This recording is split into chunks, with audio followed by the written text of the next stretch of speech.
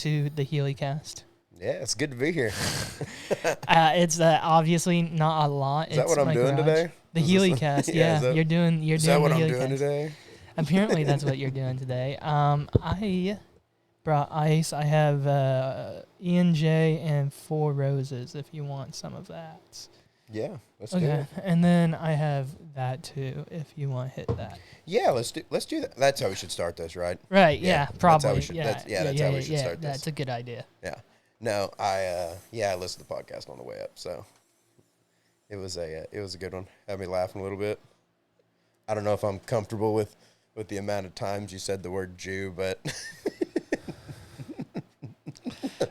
listen, I don't have anything against the Jews necessarily. I know. Now someone's gonna have to go back and listen to that episode to make this make sense. Yeah. And you've gotten me canceled. No, I'm just kidding. But like, my best friend is part Jewish. He's half Jewish, half German. Yeah. And he helps me with all me with all my Jewish jokes. Or I'll write the joke and then I'll send it to him and I'm like, can I use this? And he's like, either yay or nay kind of stuff. And I don't know why I attack the Jews so much. I just, it's my own thing. Hold on, let me grab this Coke real quick. God dang, I got the black lung. The black lung? Yeah. Oh, God. Oh. Have you been watching anything good? Just to start out randomly, obviously. Do you watch, much TV or whatnot? Dude, I've been YouTube deep diving into, recently, for me, I've been revisiting, Anthony Bourdain's, all of his stuff. I don't know why I've been on that kick, Because for me, it's food. For me, when it's not music, it's food. And people are like, oh, that doesn't make any sense at all, Other than that, it's mostly, undertones and looking at guitar pedals and things like that, which I used to go, that's dumb. How many guitar pedals do you need? So for me, I do camping, and then I just recently got hooked on to, horse training, rodeo time. Yeah. Shout out to them. Dale Brisby. Yeah. Dale, yeah, man. Yeah, Dale. He makes me laugh, and I'm like, I wouldn't mind interning for him and, learning all that stuff, because, I'm a hand. I can learn fast and, put up fencing, whatever. I get that every day is not, rodeo time, the recording or whatnot. But, right. At the same time, I'm like, I want to learn the whole cattle business. Currently, cattle are 89 cents a pound. Yeah. Which isn't that good, right? No, it's not good at all. It's not good at all. Speaking of Dale Brisby, I just saw a picture of him at, the NFR or something like that. And can I have some of that ice? Yeah, that's fine. You can use your hand. COVID! No. No, he had this huge belt buckle on that was it was mockingly big. It was the size of a dinner plate. Not the world champion one or whatever? Yeah, it's the size of a dinner plate. I love it. It had me friggin' rolling, dude. Just friggin' rolling. Dude, the dude is funny. He gets his customers, or not customers, but his viewers. He understands them. He's in that age range. I think he's his late 30s, early 40s. So he's kind of a millennial and yet kind of a boomer too. He's in that area where he can almost connect with both.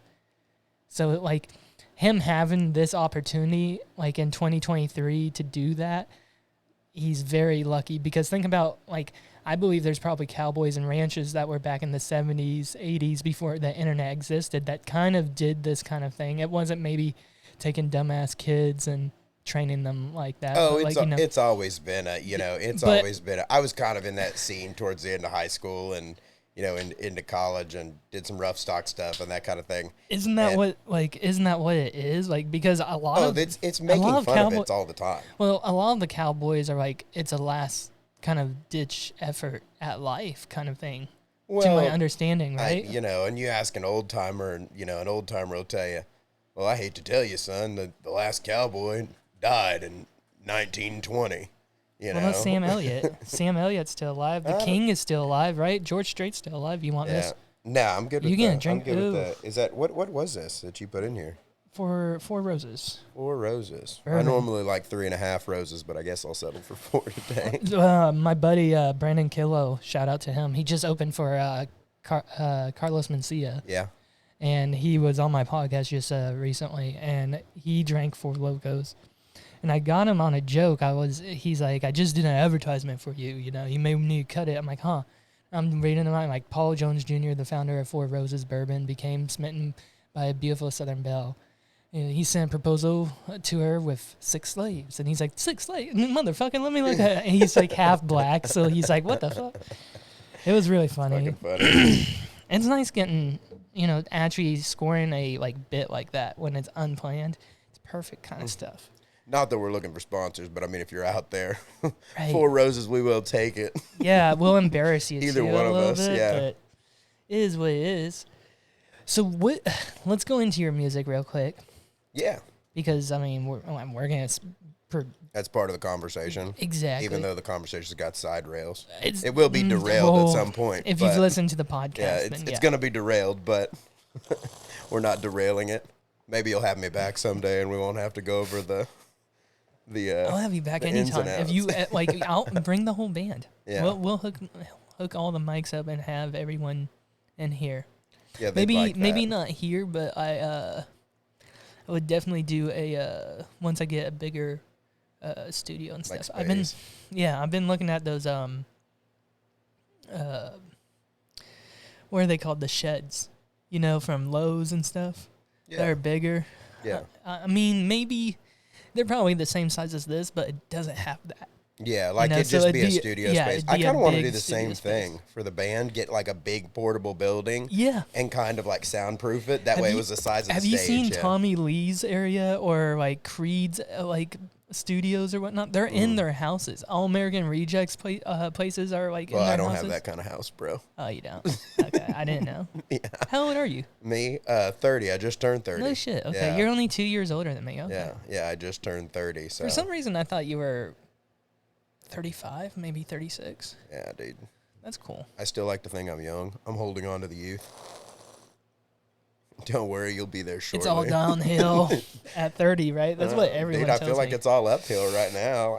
For you, for sure. Yeah, you're a talented motherfucker. I appreciate that, man. I got a good band. They work hard. And Tattoos and Whiskey is probably my second favorite. Yeah. The Grand Ole Opry is your favorite? Yeah. I would have to say the Grand Ole Opry because you kind of talk shit. Dude, a little bit.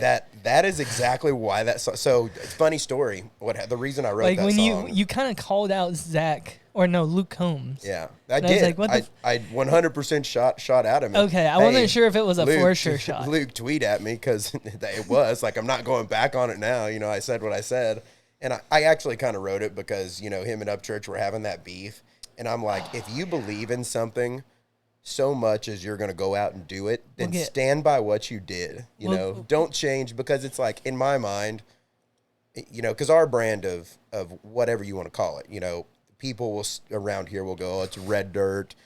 People will go, it's country, it's Southern rock. I say we're a blend of country and Southern rock, and we really don't put ourselves in any category, but it's there's a sense of outlaw to that. If you're going to sing that kind of music. Yeah, I have a big outlaw feel from you guys because I can't place your voice. I can't really. It's almost like a Pecos. I would generate you guys as a Pecos and a Giovanni kind of genre. Yeah. And those guys aren't really categorized. I mean, a lot of people are they're meadow country. Yeah, and I think, and part of it is, too, I'll just be honest, most of the stuff that I have out is not my current band. So if you came and saw us at a local show now, you'd go, oh, these guys aren't, because now I've got a balls to the walls lead player, and I've got a 20-year bass player and a 20-year drummer, and we're coming into that more professional side of it, because you just did Calf Ride, didn't you? Yeah, we just played Calf Ride, so I haven't had a band, a real band I've had for the last 6 months, and I was kind of solo before that, so we're just now coming into full stride, and it's been fun, man. We're just having a good time doing it, because it's you're kind of getting doors and opportunities that probably we shouldn't be getting, but we've got some really good friends out there. Shout out to Jake Marlin and Colton Crow for, helping along the way and being good friends and working with their bands too. They're great people too. So Trying to look up your song real quick. Yeah. Which album? So is this your solo album, basically? You're all by yourself on this one? Yeah. Okay. That would make sense then. The new stuff, it didn't really track super well, and I knew Is it I wouldn't. Hate Austin a solo too? Yeah, that's the first song I ever put out. Okay. Yeah, that's the first song I ever put out. Why do you hate Austin? Let's dive into that real quick. Dude, that wasn't about Austin. It's about a girl. It's about a girl. Just like, I mean, it's about Austin, the town, but it's really more about like Austin as a person. I mean, like Blake Shelton's Austin kind of deal. Yeah, I get it. But Austin is like a person, and you're like, damn, you just up and moved to fucking Austin and changed. What can I say, fucking on this podcast? Yeah, I don't give a fuck, dude. Yeah, fucking fuck. So, my before we get any further, I'm drinking this whiskey. My podcast is like a mix of the JRE, Joe Rogan Experience, and the Burt Cast. Yeah. Because I like to talk and interrupt people, so I say that's the Burt side of things. Like, I'll talk a lot if you let me, so you have to like stop me. Obviously, usually I have a producer to actually stop me and be like, "Hey, let him fucking talk," you know. And then the other side, the very final, that I just kind of added to the mix because of how we sit and how I've kind of moved away from like my comedians friends, and I'm moving towards music, bull riders, and Bronx, and kind of the country stuff. Yeah. Or like I'm having my phases, with the podcast as well. So like I'm in the Theo Vaughn phase of this past weekend kind of phase. Mm-hmm. The sitting, coordinates is how they kind of sit here and everything. And I really fucking hate this, dude. I do not like this. I like the Joe Rogan interview. The table is in between us. I don't know why I like it, because I was listening to... I just wish we had something to put more stuff on. Yeah, probably. That's probably it. Maybe like a coffee table. I don't know. Something to set my shit on. So the coffee table is so much right in front of us that I have to be first before. You need one of those old school glass tables. Yeah, I need the a mirror lot. glass tables from the 80s. Once I get larger space, I wanted to build almost a news studio kind of deal where they have that or not news, a late night show studio. Yeah. So I could do that, and then have a actual Joe Rogan studio, and then the third part would be a kitchen that is set up for cameras and everything, so I can do my cooking show. Excuse me. I'm from Romania, so I want to do Romanian dishes. So after we did the podcast tonight, I would be like, "Are you hungry?" And I'd feed you with a dish or whatnot, and we'd record it too, and it'd be another podcast, and we get more wasted. We just get fucked up and eat food, but I record that too. Yeah, that's literally. Have you ever seen Something's Burning with Bert Kreischer? I think so. Yeah. Yeah, basically it's kind of that concept. Only I think I've seen clips of it. I don't think I've ever sat down and watched it. It's really. I think I've seen clips. You should sit down and actually watch it. Bert is a decent cook. I watched his cabin show on Netflix, and I watch a lot of his stuff. He's funny. I have ideas for my own kind of cabin thing. Only it's to promote Oklahoma more, and it's called uncomfortable or comically uncomfortable. And I want to shoot that, but I'm trying to come up with ideas on what to shoot and who I should place in those roles. And a lot of it is just comedians and whatnot. And I don't know if I can convince anyone to get on a bareback bronc or a bull. Yeah.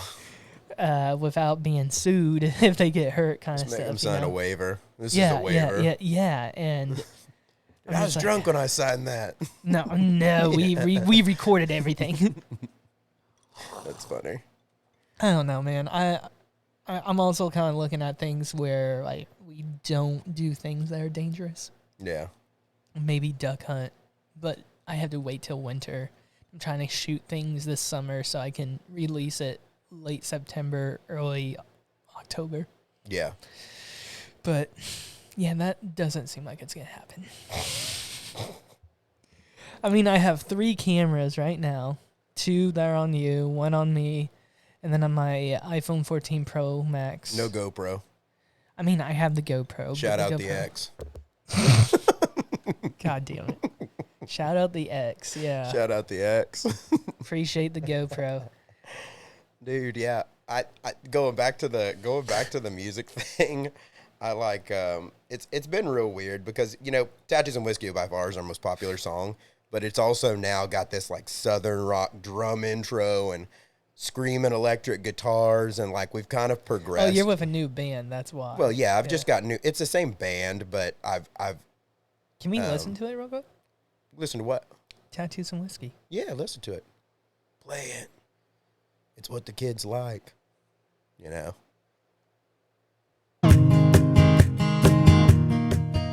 That was super loud. Yeah. Turn it up in the headphones. No. Go back. Okay. Well, I met this girl last week at a show. I almost, like, in the very beginning, how your voice kind of starts out almost sounds like a Bingham. I used to, so like, fun fact, it's hard because I used to sing with, like, I have a powerful voice, so it took me a while to figure out how to use some of the dynamic, because I never had a vocal lesson, you know, or like somebody teach me how to do any of this. I just kind of, you know, have gotten little tips here and there, and all like, oh, this is how you do it. It's like, it's just like anything else. It's kind of like comedy, I'd say, right? Like the first time you tell a joke, you're like, versus the 50th time you've told a joke and you're like, I know exactly how to deliver this. You know, a lot of these songs, and especially when they were being written, to be honest with you, it wasn't like it is today. Today we're trying to put out a professional product now that's like marketable. This was just a dude putting out music. You have 52 subscribers, better than me. Yeah. We don't do good on YouTube. 2.5 views. We don't do good. What were you bringing in on other things then? We're at 650 monthly listeners on Spotify. I think that's got 40,000 streams across platform. Fuck yes. So it's doing pretty good. I think it's got like hopefully I can bump you up like Apple. 3 or 4. Yeah. Our goal is to hit 1.5. It'd be nice to like on like monthly listeners of Spotify by the end of the year. You know, if you ever move to Nashville, don't forget about me here. No, you know, I'm not moving to Nashville. If you ever come, if you ever come back, just I may still be here, and if you're all fancy like Wyatt Flores, doing the same thing. Yeah, all fancy. It doesn't really feel like that. Wyatt's blown up, dude. Dude, Wyatt is blown huge. Up, yeah. I hit him up on TikTok, Instagram, everything. Emailed his agent, whatnot, and it was literally before that bump. Like, no one knew who he was, and then his songs just started circulating on TikTok. Dude. And it just bumped, right? And I was like, I gotta get him. No response. And I'm like, motherfucker. But I'm like, I'm pissed, but at the same time, I'm proud that he's fucking kicking ass. Yeah. At the same time, I'm like, I feel like you sold out almost too. Like, I don't know. That's like everyone's trying to be Luke Bryan. Oh, dude. So I will stand on my high horse and say this. I don't like pop country. It's got a place. People enjoy it. It serves a purpose. Like, I'm not knocking somebody for going and making their money. I do think there's a sense of, for me, more of artist-driven feel to it. So, like, all the stuff that's out there for me, I wrote. Like, those are my life experiences. Like, you know, and if I cut songs, they'll probably be by friends and other things. I've opened up recently to being able to sing maybe other songs that people have written or doing stuff like that. But it's been through like a process of time that I've gotten there. And I get it. Like, Nashville is its whole own animal, though, because those people, they're not doing what we're doing. You know, there's a reason Oklahoma is kind of a hot spot for music right now. And it's because you have all these people, you know, like Wyatt Flores or whoever it may be. Sam Barber's not from here, is he? No. Sam Barber's not from here. Dakotas? Yeah, I want to say he's from Montana. I know Sam. Me and Sam, before he ever blew up and stuff, yeah, I used to do some stuff that Sam did the same thing. Like, I've hung out with Sam. He's a great kid. Sam seems like a cool guy. Great kid. He's down to earth, humble. While we're talking about Sam, if you are listening to the podcast or watching the podcast on your tour bus or whatever you're doing, come on. Like, I know it's a garage, but like, Dakota likes it. Yeah. And I give you liquor and weed. That's right. That's a really poor pitch, especially when I'm trying to get politicians. Like, it's a soft pitch. Behind the scenes, I'm like texting, like emailing politicians and shit, trying to get them on, and they're like, "We're technically in like session right now." I'm like, "Fuck." But I mean, like, they're local representatives, so I've had both of them on already, and I'm trying to get them back on so I can have. I didn't have the cameras before. I did with one, the Republican. If that tells you anything. I had one on. All right. Yeah, I mean, I have nothing against this administration we have right. No, you know what? Fuck this administration. I don't give a shit. I'll take the stance right now. I've been really like teetering lately on like politics because I don't like talking about it necessarily. Yeah, man. I got a weird. So my take on like entertain. This is my take on entertainment in general. Like I'll tell you the same thing. Yeah. The same thing that I tell anybody. Right. It is not my job or anybody's with a microphone to change the way somebody else believes. You shouldn't stand on your soapbox. Now, if there's something that's like blatantly, obviously wrong, like domestic violence, you know, that's something that hits home for me that I'll stand on my soapbox and, you know, I'll be like, hey. Opinions on Casey Donahue? We need to do, what about him? Do you like him? Yeah. I think I not fell in love with him like gay wise, but like his music, like 12 Gauge Shotgun is probably one of my favorites. Well, Casey is just, and he's a rancher. I didn't even know that. A lot of those guys are. Well, you know, you got to think about it. Those people that do that and like that are a part of like that Texas scene, like they come from, you know, small cattle towns and places in the middle of nowhere. Like they're not, they're just normal dudes that like all of a sudden got a guitar and learned how to sing, and they were like, people are going to pay me to do this. What? I grew up listening to Casey Donahue. Like he's been playing for a long time. You know? Late 90s. Late 90s, like 98 he was huge is like when he, college. 98 like, is when he kind of still big now. He headlined Calf Fry. Was it Calf Fry? Yeah, he was the headliner on Saturday night. I didn't know who headlined it. I thought it was Parker. Yeah. Parker did headline it on like I want to say it was Friday night. Okay. Yeah. I wasn't sure. Yeah, but it was. I mean, absolutely, he's good. I like Casey a lot. He seems like a cool guy. Also, I've kind of seen him on Rodeo Time, so like, seems like a cool guy. Yeah, seems like a good dude. They're all, you know, and a lot of those guys are like, they're super down to earth, normal dudes. Like that's the thing that's funny about it is especially like, a lot of these people have been doing this for a long time. And because of the internet and people kind of figuring this whole genre of music that it exists, you know, because 10 years ago, you could have went to Alabama and said, you guys listen to Cross Canadian Ragweed? And they'd be like, who is that? Really? Because nobody. So like once you got out of like Ragweed that, was known in Texas, Arkansas, Louisiana. Yeah. They ran that circuit. Mississippi, if you're lucky. Probably, but like they ran that, you know, I call it the Red Dirt Texas Country Circuit, where, you know, it's Nebraska to Texas, Colorado, you know, over to like Missouri and down. Like, that's what I would say. Touch Iowa. They were regional, you know. You would probably get Iowa, right? Yeah, they weren't national acts. Ragweed Iowa wasn't a national act. That was a regional act. Kind of like Jason Boland. You know, Jason Boland's expanded more, but he's more of a regional act, I would say. No, you're not. Right? Isn't that how you describe it? Because most of their work comes from, because, you know, their listeners are from this part of the country. Excuse me. You know, I'd say now it's expanded because, you know, internet has changed everything, you know, as far as like apps and availability and people seeing who you are. Like, just takes one thing. Okay, let's go down the list of Red Dirt. What are we calling Red Dirt? Well, we're about to find out. Yeah. What's your definition? I'm gonna start. I'll start it. Whiskey Myers. Whiskey Myers. Okay. Yeah. They're from Texas, right? They're from Texas, so that would be Texas country in my mind. Really? I think it'd be Texas country. I'd say Texas Red Dirt. So, people. Fuck, you're right. There's not enough fucking space. I know. I'm sorry. I need the table. Like, God damn. I've got to reach over here. I'm okay. You know what? Your manager. You need a manager to let me know. No. No, I think the Texas Red Dirt conversation is a weird conversation. It's because when you ask me, right? People say Cross Canadian Ragweed is Red Dirt, Texas Red Dirt. I call it just Red Dirt because Red Dirt was born in Stillwater, technically. And Red Dirt is any music that's from Oklahoma. That's the definition of red dirt. But Turnpike? Red dirt. Okay. Yeah. So, Parker McCollum, Texas country. Cody Johnson. Texas country. See, but the thing is, when you look him up, where he started out was here at Tumbleweed.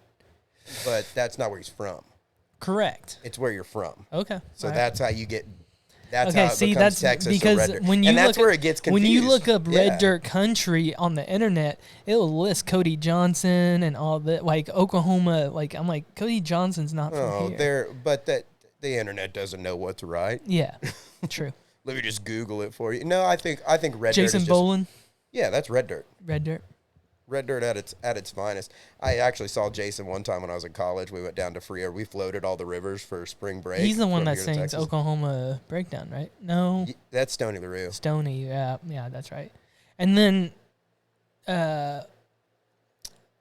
Boys from Oklahoma isn't even a ragweed song. Well, neither is Oklahoma Breakdown's no Stony song. He didn't Really? write that. He didn't write that song. Was that the same writer as? I don't know if Tom Skinner wrote that. I don't remember Who who wrote that wrote off the top of my Oklahoma head. Boys?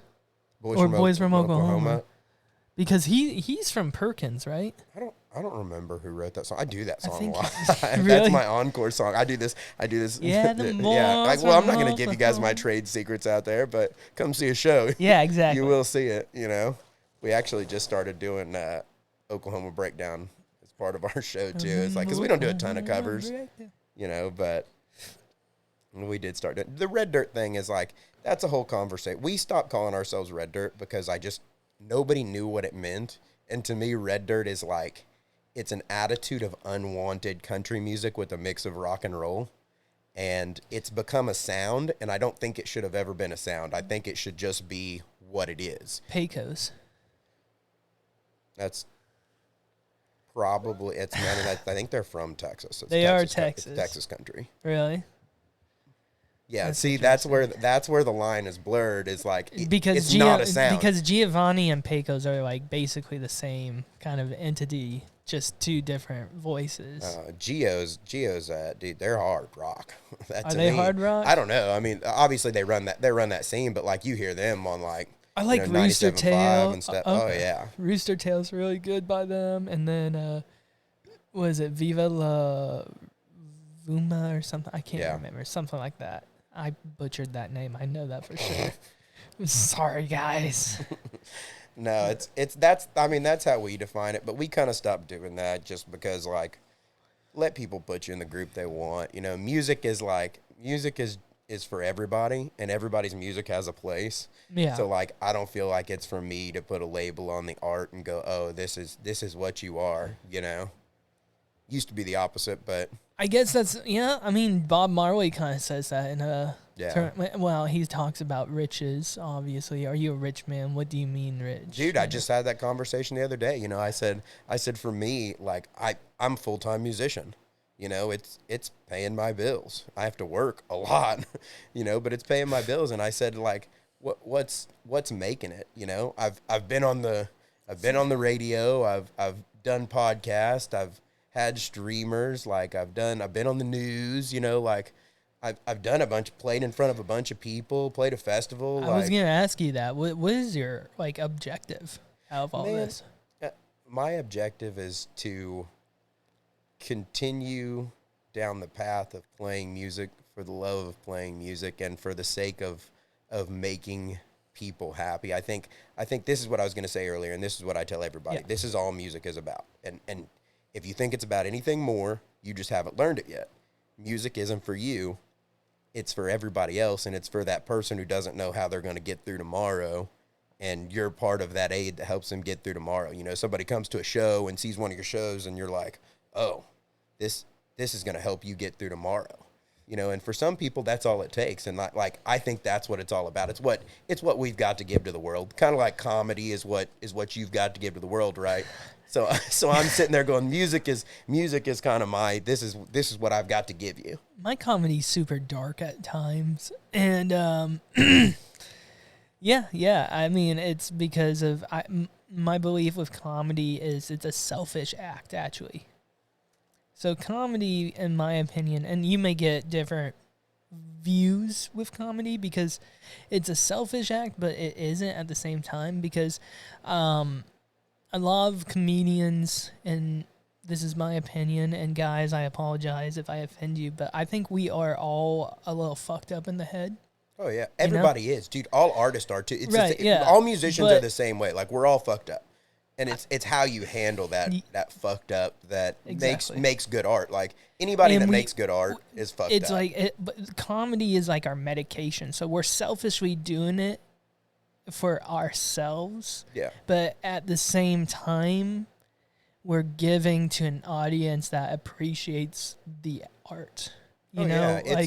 It's exposing too. Like any kind of art, like for me, I'm assuming it's the same way in comedy. But for me, like when I write a song, like sometimes those songs are like I've got a new song that I'm gonna put on my album that like it's about my life and my relationship with my now wife, and like I've written like it's rough, dude, but like it's one of those songs that I'm like, that's what makes it pretty, you know, that's what makes it relatable, is that someone's gonna go, dang, he really lived that. Like I can hear it in his voice. Let me see if I can find it. I wrote a song years ago.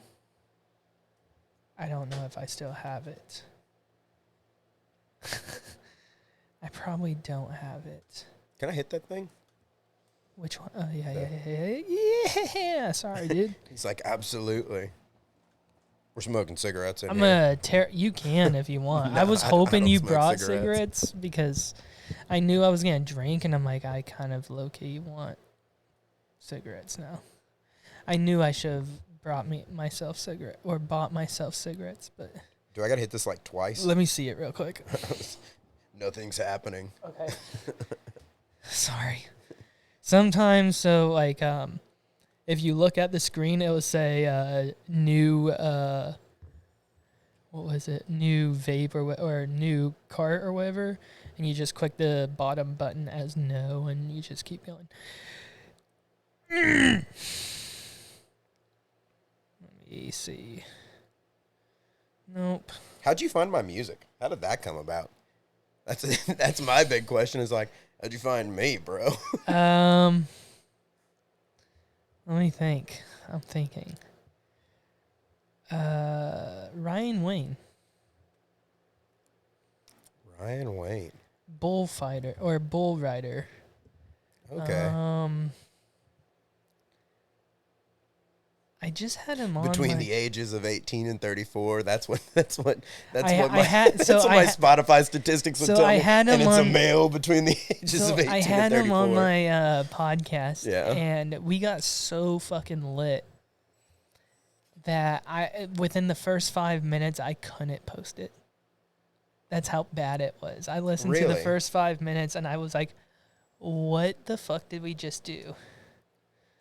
So what happened? Like, how did that come up? Now I'm drinking the whiskey to stop from coughing. Right. So we had a bottle of E&J and beer, a 6-pack of Coors because we're not gay. Yeah. And then, yeah, it just was not good, man. Oh wait, do you have an iPhone? Yeah. Oh, don't accept it. Oops, my bad. I accidentally airdropped to you. I'm trying to airdrop to my computer. That's where it's like I say something inappropriate, like, "Oh, that's your ex-girlfriend." God damn. No, it's nothing like that. He's like, but really, it wasn't. Wow. Just do that because it's being it's being recorded. Fuck. You know, she low-key listens to the podcast, too. Oh, that's funny, dude. So you were having a conversation, and how'd it come up? Conversation about, You finding me. Okay, so we talked about, what did we talk about? We talked about the song 68. Yeah. How did you? Fuck, it's gonna bother me now. Hold on, let me try to get this airdrop done real quick. You know, if you had a producer, Yeah, Because- I'm well aware, bro. I am well aware. You know, if you want to produce it, fuck. God, yes. Is that Oklahoma State? Yeah, it is. Gay. Loyal and true, OSU alum. I played my first gig same place Garth Brooks did. I sucked ass. Dude, I was so bad. I have a video of it from back in the day. It's pretty funny. I should probably mute my phone so you don't have, like... It's real considerate of me. Why you no connect?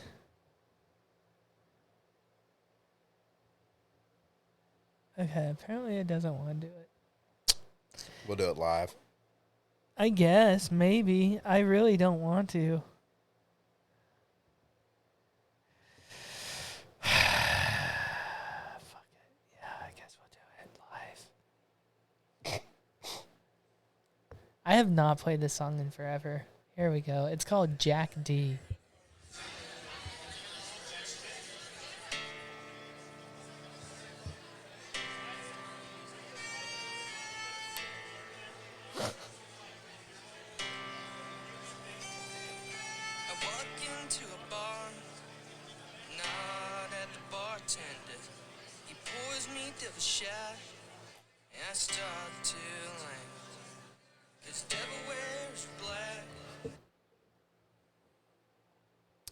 Yeah, that's apparently it.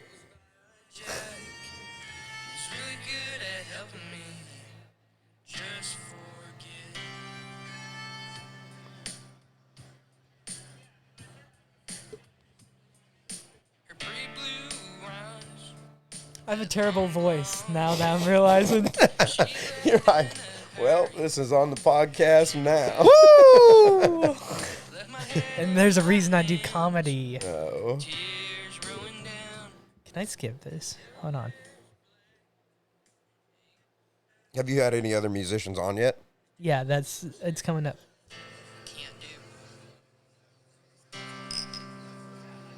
Did I quote? Oh, that's cool.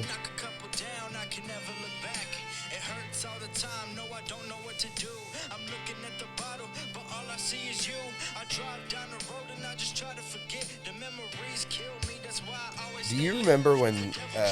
Do you remember the Carlos Santana song "Maria Maria"? I don't.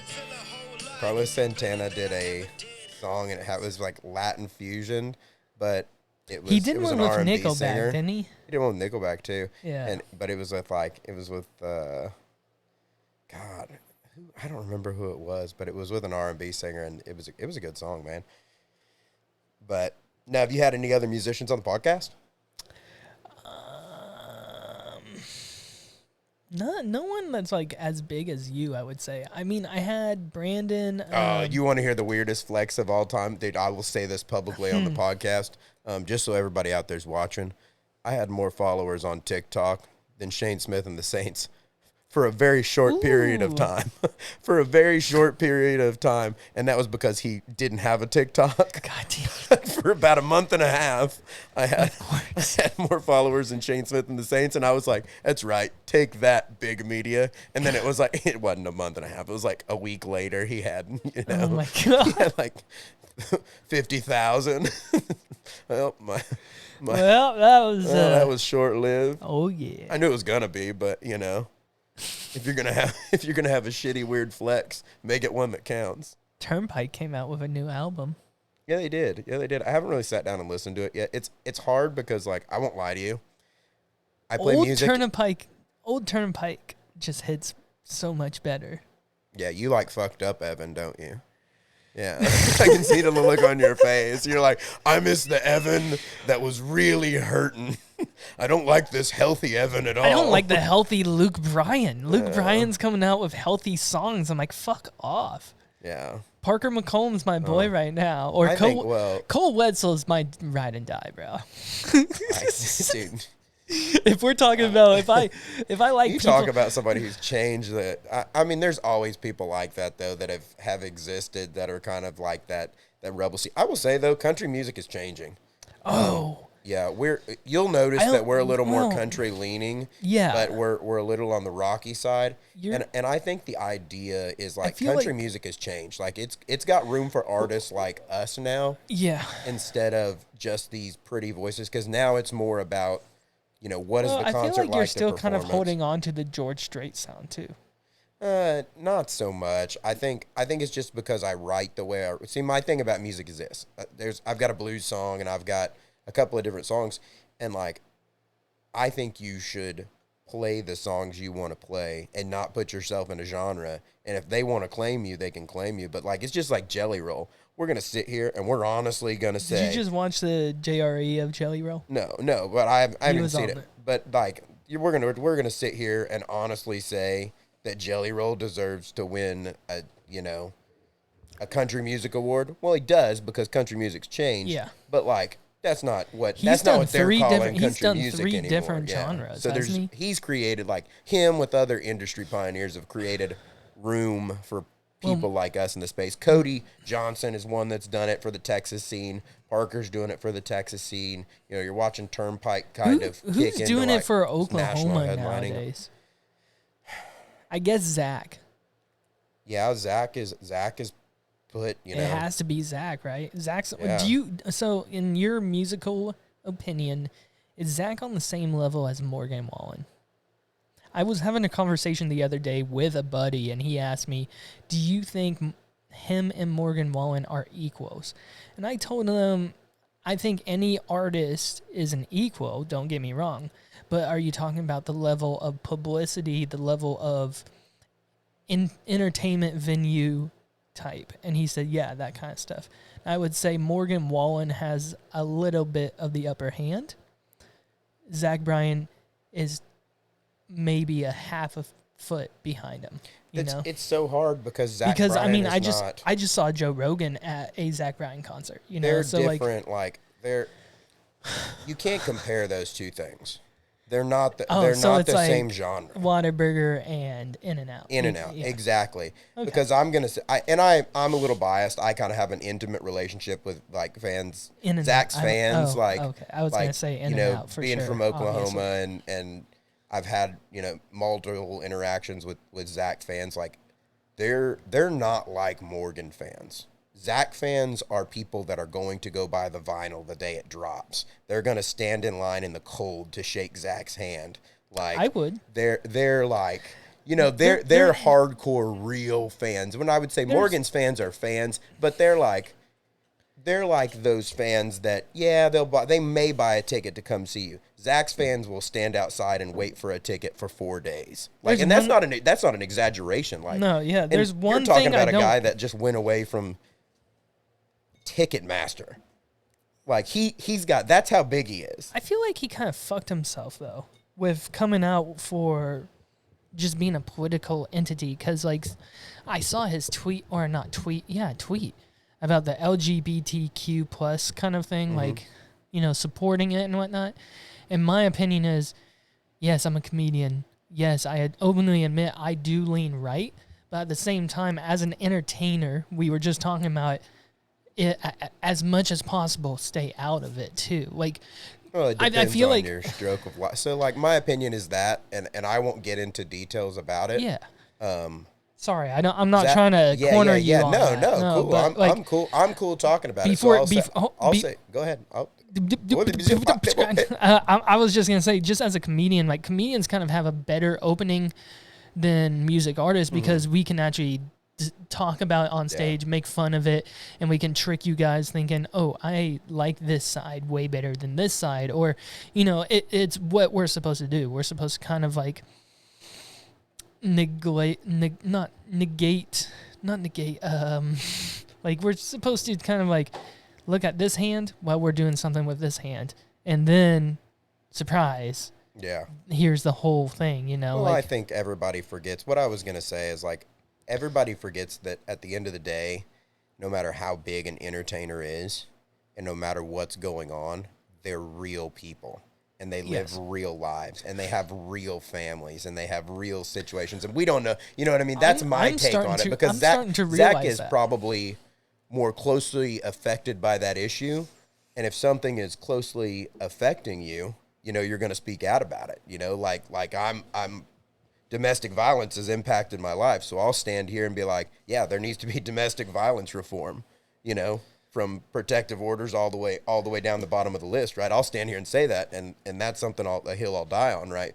I can't say that for him. I wouldn't say bad, but you know. Let's dive into that. Welcome to Dr. Heley. We're not gonna dive into that. Let's go back. Let's go back towards the music. Damn. Back towards the Zach. I was this close getting my PhD, guys. Yeah, this close. No, I think that's how Dr. Phil got. He got, you know, multiple fucking cameras, and then someone that had mental issues. Yeah, that and had like, his own problems. Hi guys, welcome to my show. Yeah, I think. But to say they're both equals as artists, I would say. You know, but you don't see. It's hard because I don't see people that way, because I've had people that are big time treat me excellent. You know, and like it's all about being a supportive community. So, I'll openly admit, Wyatt Flores would have been treated as the same way as I treated you. He would have met my mom, you know, call her mama, call her Donna, whatever you want to call her. Yeah. All my friends call her mom because, I mean, that's just how it is. And I consider you, like, any of my guests that come on to my podcast, whether you're, you know, 40 years older than me or 10 years younger than me, you're still considered a friend of mine, you know? So, like, I don't, you know, you're welcome to call my mom. That's who we are. The first 3 times you come over, like, the 4th time you can go through my fridge, but the first 3 times is you have to ask what you got to eat. That's kind of stuff, you know? But other than that, no. And, I mean, I try to take care of everyone. Obviously, drinks, all that, ice that melted. Vapes that drop on the floor. Yeah, terrible sound effects. Awkward situations talking about the past, you know? Yeah, you know, it's like, one so, of those things. like, I'm not going to dig into the past because you said you don't want to do it, but what inspires you with the songs? Because it has to be, you said you write your own songs. Yeah. So it has to be, like, what, personal experiences? Trials. Are you married? I'm married, yeah. Married. So is Tattoo and Whiskey, sorry. Dude, you want the freaking 411 on this song? Who is she? You want to know? Yeah, because, okay, you listened to the Ashley Watson episode, right? Yeah. And I wanted to pitch you this whole idea of doing a music video for Tattoos and Whiskey, because I don't think you have a music video out yet, right? No. Well, we're getting ready, so next month. Next month No. I'm taking it to the studio. No. And we're re-recording. Oh, we're the gonna audio? We're doing the full band version of Tattoos and Whiskey, and we're gonna drop it as a summertime song. Okay. And then we're gonna start with it's gonna have a video. So and stuff. We're gonna try to like start doing a little bit more national style. So I honestly started writing a whole idea, like, on paper and everything, and I trashed it because I thought it was a terrible idea. I got drunk one night and just wrote it, and I woke up the next day and I was like, this sounds terrible, and I trashed it. Away. But now that I have you here, Kobe. It's a interesting idea because how the song starts out, right? Imagine a comedic person, like, you know how Andrew Schultz and Jelly Roll did a collaboration? Mm-hmm. I'm pitching you, me as a comic, because I'm a goofy, I'm not strong, I'm not buff. Now imagine kind of... Is this a write a third, get a word? Or write a third, get No, I just want to be... Get a third, write a word, get a third, or whatever it is. I don't know how they say it. No, I don't... It's like singer-songwriter circles. Oh, no. I gave you that word. You got to put me in the credits now. No, I'm not even trying to get credit. I just want to be I'm just like... messing with you. Dude, I would be perfectly fine if you didn't even put my name in it. I just want to be the character. But the whole idea is the guy goes to a, like, you know, a random band show at Outlaws, like, and he meets this girl, right? And then he asks her out, and they go out the next night, and you guys are the band that's playing the first night, and then the other bands that are keep going, you know, like, you're just that not random band, but the band that keeps playing through the song. So we obviously do a full recording of you guys playing, and we do different cuts of the camera moving and everything, and then we shoot. And the thing is, it's all on the strip, so he's moving down through all the bars with her, trying and getting his ass beat because of her, and going through hell because of her. Yeah, the kind of thought behind that song was like, did I take this whole thing it's a little different. wrong way? Like it's like the thought behind that song is well, the reason I wrote that song, if you really want to know, right? I'll just go ahead and like tell everybody on the podcast. We were sitting there. I don't know if it was a rodeo or something, but I was sitting there with some other guys, and I was like, there was a bottle of Pendleton whiskey, and I was like, no one has ever written a song that's any good that has Pendleton whiskey in it. And it is like the drink of choice for tons and tons of people. You know, like I was like, I can't remember hearing one. So that's where the idea kind of started. And then I was like, oh, okay. Well, what about this girl that you meet that's, she's toxic and she knows she's toxic, right? But you're all about it. That's kind of like the whole point of the song. Now I got re-listen to it. Yeah. Pendleton whiskey neat. That's what it says. We're going to get so many copyrights. I hope you know this. Even having you on here, it doesn't matter.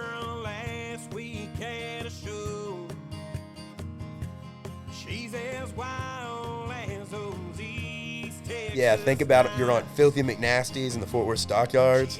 Okay. Real country girl from I can see the Stockyards now. I've been down there. I love that place. Up and down the strip, like.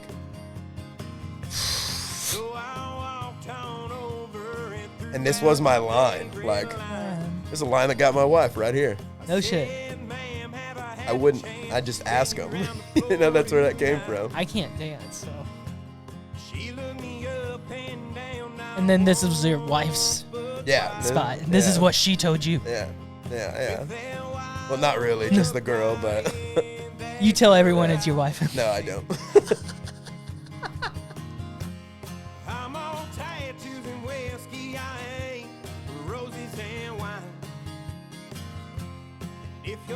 It's about that bad bitch that everyone likes, you know? So you listened to Ashley Watson's episode? Yeah. If you watch it, that's who I imagine is the girl you're kind of singing about. Kind of a tough, rough exterior. No offense, Ashley. But, like, also kind of... No, I'm thinking, like... No? Okay. I don't know. It's just hard. I don't really know. I've never really put a person to it. I imagine a blonde. I'll have to. See, I imagine, like, someone with, like, dark hair. Really? Yeah, like jet black almost. You know? I just imagine a blonde because blondes have... Every blonde I've dated has fucking... Bro. Dude, every blonde... I'm imagining, like, it's like a, jet black hair and, like, sleeves. You know? And you know, like the thought behind now the song you're making is me think exactly of, what you you're knew exactly what you're she making was me when think you of talked Reckless to her. Kelly's 7 Nights in Ireland. Similar. Like the dark hair, green eye girl. Yeah, exactly. That's kind of exactly. now. Yeah, that's kind of where, okay.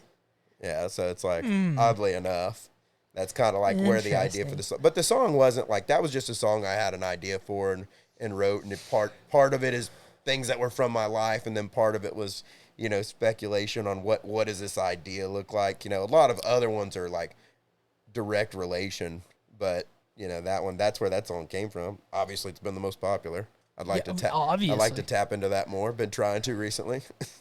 When did you start music? Like, at what age did you were you like, this is what I want to do? A year ago.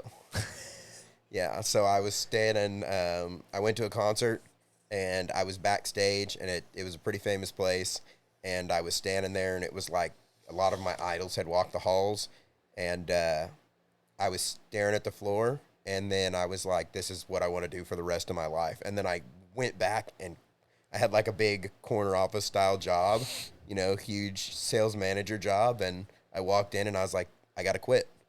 And my boss was like, are you serious? Wow. And I was like, yeah, I just walked away from it, went full time, told my wife, and we just like agreed on it, and kind of since then it's just been Oh, like, you didn't work, even work, work, include work, your work. wife. You No, were I just did. like, I okay. did. She was with me at the time. We kind of both had the epiphany moment at the same time that, maybe there's a chance at this, but. See, that's my thing. I'm like, I still have a full-time job. I'm doing this podcast thing. Quit your job. Quit your job. Oh, sorry. I mean, I would love to. Just the thing is, like, the weekdays are really hard to book people. I've learned. And, I can't really do Joe Rogan's kind of deal where he does 5 days on, 2 days off, because a lot of my comic friends, I mean, Brandon Killow just went probably here in the last year, just like you, as full-time comic. That's what he does. And, he's doing basically the same as you, struggling artist, and he's making it work, With me, I have gone into a little different direction. Like, I haven't done stand-up in a while. I mean, I do stand-up here and there. I've gone out and done mics maybe once or twice in the last 3 months. But my direction has taken me to, like, this whole podcast, broadcasting thing. I just got off work at Stillwater Radio. Shout out to you guys. Thank you for giving me a job.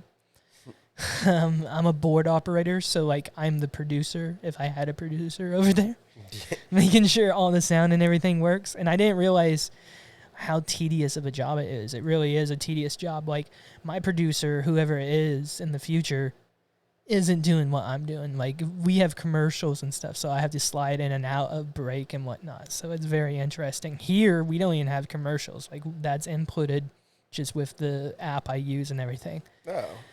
But, I mean, if, like, someone was serious to sponsor me, and, like, all I'm asking is, like, $50 a month from companies, which is probably, like, fucking cheap as shit. Sponsors are hard to come by, dude. Yeah. I haven't even, like, we've started having, like, local success and started branching into the state of Texas and all over the place. And, like getting a sponsor is kind of, like, on my list of things Have to you do, done but Billy it's a Bob's hard yet? thing to do. Oh, To get off, okay, subject real I quick. have not. That's what Casey Would does, love right? to. Casey does Billy Bob's a lot, I think. Donahue?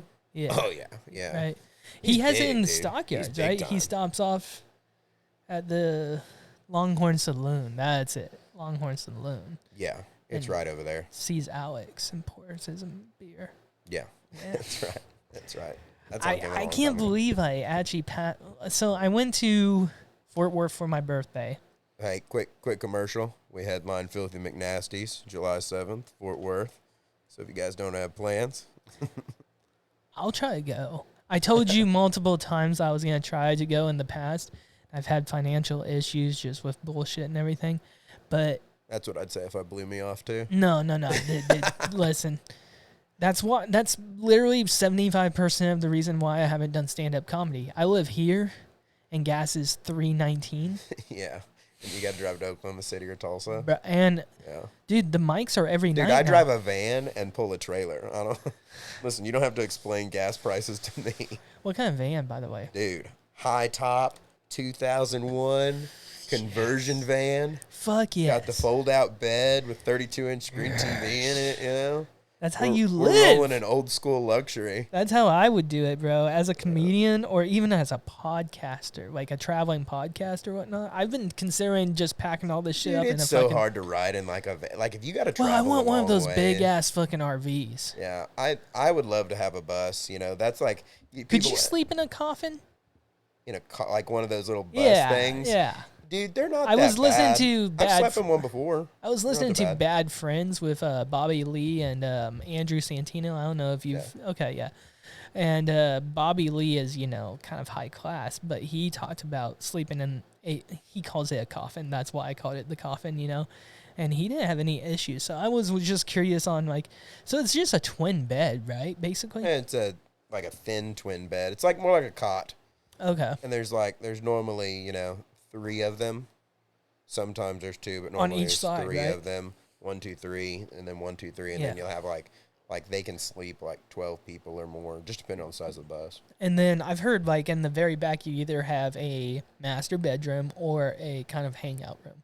Yeah, yeah. Yeah. Typically, I mean, they can be structured all kinds of ways. People people just design them or like buy them or whatever. See, that's my dream. I want to get a tour bus, even if it's for the podcast, like that bad boy, right? Have that fucking pasted on the side.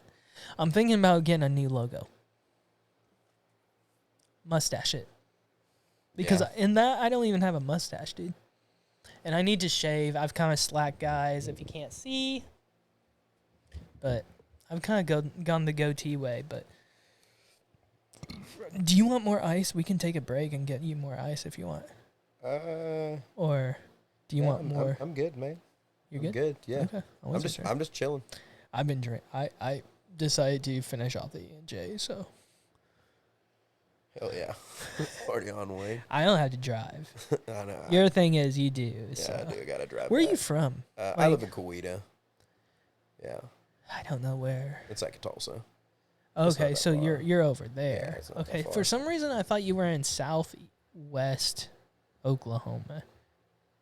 What? Maybe because did you do shows down in southwest Oklahoma recently? Dude, we just did a show last night, and we did like a festival in Hobart, Oklahoma. Maybe that was it. Yeah, because I think in one of your Hobart, Oklahoma the next day. I think in one of your Facebook messages you're like, I'll be in southwest Oklahoma that weekend, so I could probably come up to Stillwater. And I was like, I mean, whatever works for you. Like, I was trying to be the thing is with this podcast, I am very flexible now because of my second job with the radio. And if OSU had lost today, we wouldn't be doing this podcast. I would have had to text you and be like, hey, tonight's not going to happen kind of stuff, because I'd be doing the production and everything for that fucking shit. No offense, guys. I love the job. It's just everyone wanted to go home. I could hear it on the queue and everything. I was like, so Nebraska, thanks for losing. Sorry that your season ended. I'll probably blank everything up.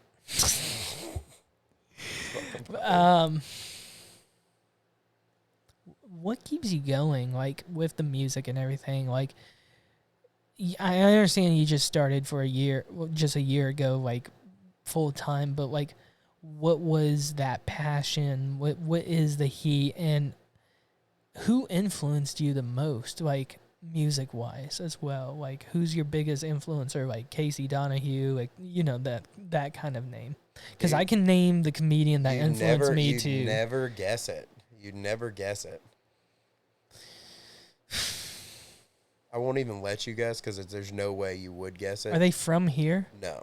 Okay, then Jason Isabel and Corey Smith.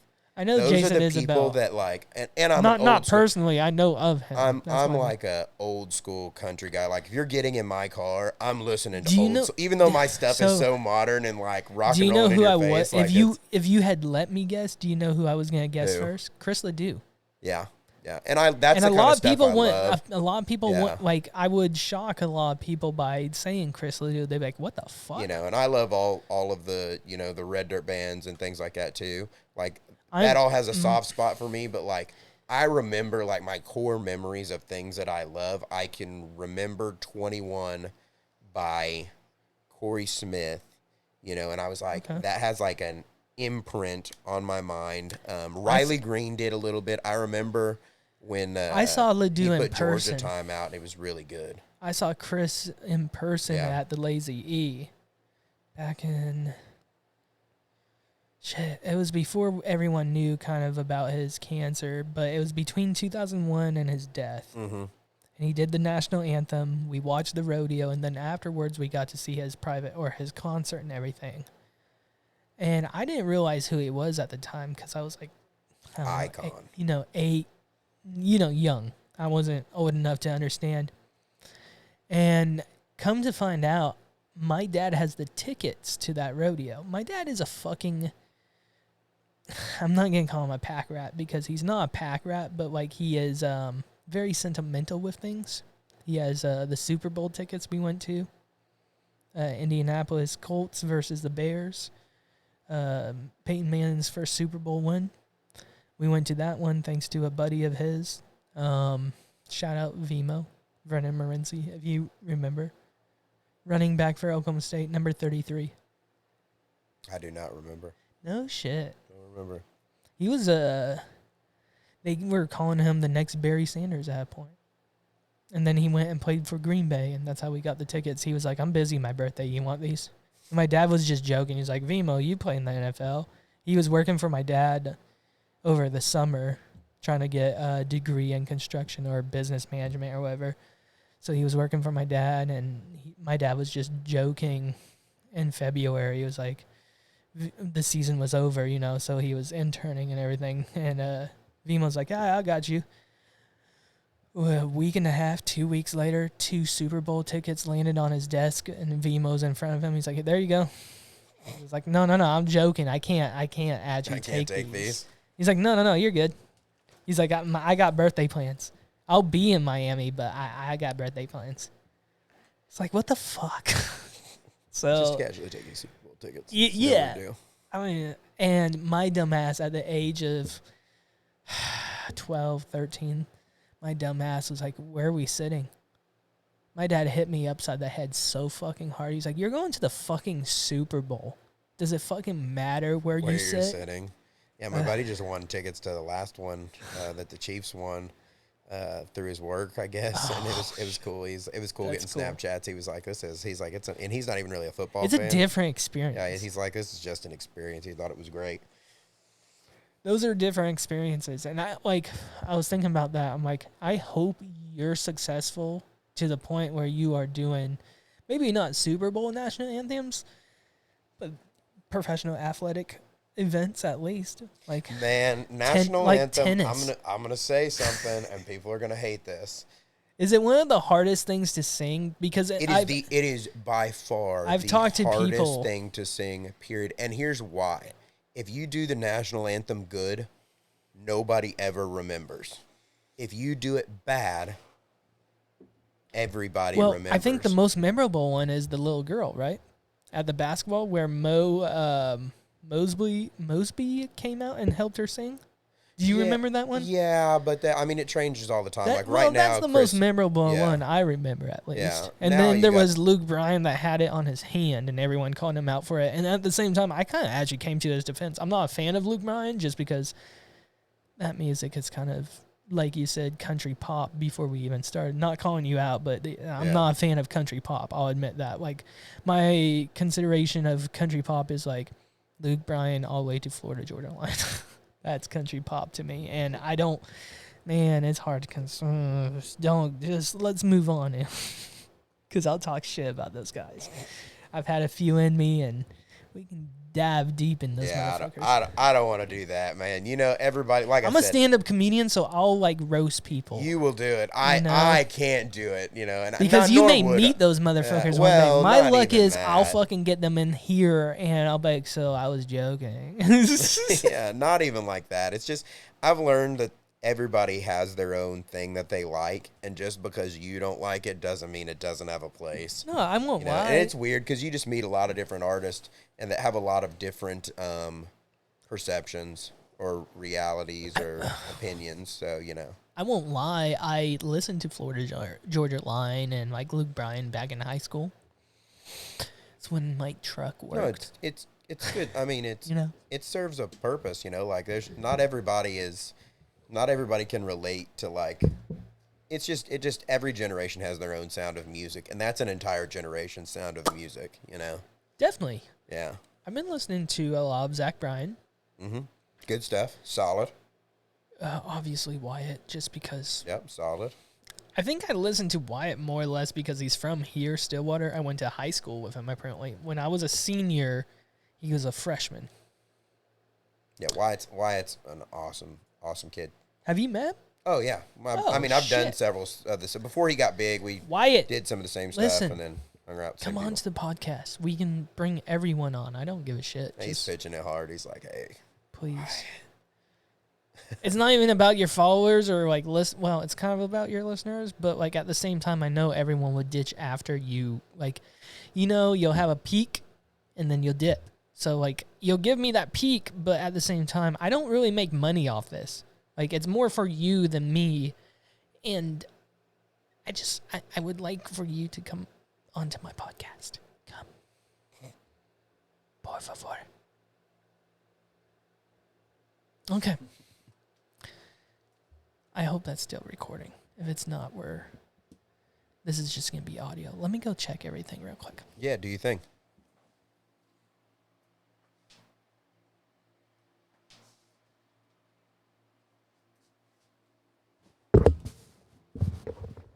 All right, that's still going. iPad's done. We're on the Sony now. So, whatever. Nice. We'll see how far we can go with it. I don't even know how far that iPad went. So, I need to get new cameras. I'm thinking more of the vlogging type cameras. Like a GoPro? You will not let go of the fucking GoPro. Well, I mean, we just got my drummer just bought a GoPro, and it does great. It does great footage for like action stuff, and like it the does. 4K footage is good. Like, it's really good. It does. It doesn't work with an external microphone, so you can't use it for like video. Like, we wanted to use it to record, shows live and have decent video of some of our shows when you don't have a professional there.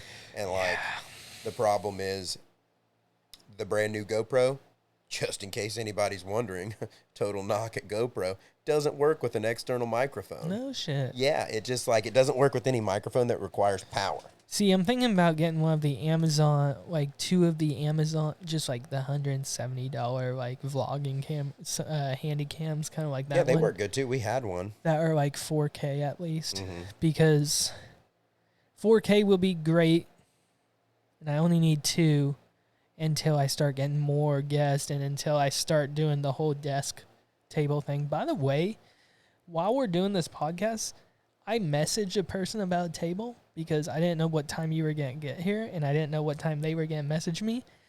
They said it's still available. So after this, I might be picking up a table. Getting it a coffee table? No.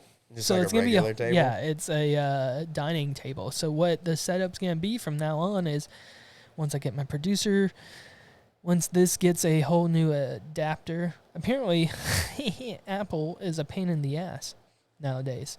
It only has those 2 plugs, right? Oh yeah, the Type-C plug or what? It's not the Type-C; it's the Apple version of and the Type-C. it needs the adapter where it has the USB, all that kind of stuff, and it's like $100. So next paycheck, that's what that's going to. And then once I get a producer, that's going to sit on top of that black piece over there. You see the board, obviously. That the keyboard's going to be connected to the adapter. USB is going to be connected to a TV. Usually I do have a TV, but today, because everything's weird and whatnot, we're just kicking it old school. We're just 2 dudes in chairs with microphones. Not jerking each other off. So we're right there. Comfortably making me uncomfortable. Get another drink in me and we'll see where things get. That's a comedian. Jesus Christ. 4 locals. 4 locals. What the fuck? 4 roses. Yeah. Maybe I've had one too many already. Not enough. Yep. 2 or 4 more. I don't have to drive. That's my thing. Yeah. I keep reminding myself, I'm like, you don't need another one. And the back of my head's like, you're not driving. 2 more. Yeah. Thanks. Yeah, that Coke is going to kill me, though. I enjoy Coca-Cola for sure. This is apparently a high-class bourbon. You know what I've been trying to get? I've been trying to get Buffalo Trace. You just can't make it to the liquor store, or they're sold out. No one sells it. What? Yeah. There's a waiting list, and then Buffalo Trace only releases like 1,200 bottles to the whole country per year. So liquor stores are lucky if they get them. I thought that was just like a normal whiskey. Well, Joe Rogan's a very... Really? Yeah. I do. Well, on podcasts, I usually drink. I stand corrected. I don't usually drink. I usually actually do the peace pipe over there. Yeah. The electric peace pipe.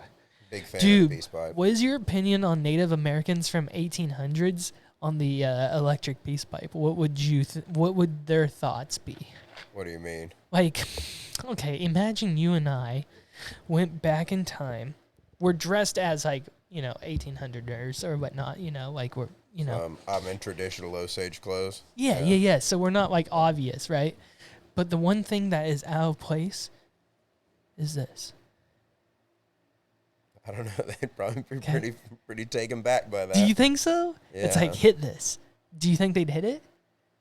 I couldn't put myself in those shoes because I'm a traditionalist, That's why I was asking. I'm A traditionalist. Yeah, so I don't know. They'd probably think it's pretty weird. I mean, the electricity thing would be the weirdest part, probably. What if we lost the power to it? Then it'd just be, I mean, you probably take the top off and yeah, you're right. Use the resin. That's what I would do. What if we lost the power? Well, someone's done the electric stove and the knife. Hot knives. That's funny. Woo! Yeah. We've been on that struggle before. That's funny. That's cracking me up. God damn it.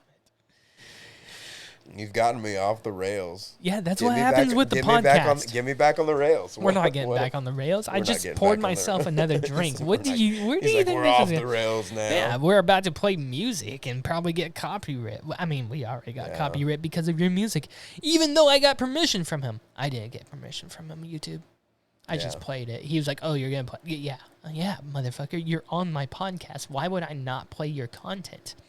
I could play your competition like Zach Bryan and Wyatt Flores. Yeah, it's do you see actually them as it may not copyright you. I may get a royalty from it. Really? Yeah, because I use a distribution company. I'm not gonna say which one because they're not paying me. I was gonna ask you which one, I'm not gonna say it because they're not paying me. But I use a distribution company, that a lot of independent artists use, and I think it handles that kind of stuff. Because if like I want to cover a song, they'll handle it. Okay. No, mine distributes like. Because I know you're on. Like I mean, I've downloaded your content on Apple and all that kind of stuff, so I wasn't sure. I'm on all the platforms. Yay! Yeah, not platform exclusive. See, I'm on all platforms too, which is yay. I was gonna pull myself from Spotify. Why? Yeah, I came up with that conclusion too. Why?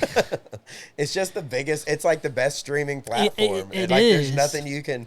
Yeah, they're hosing us on the royalties, but like, what are you gonna do?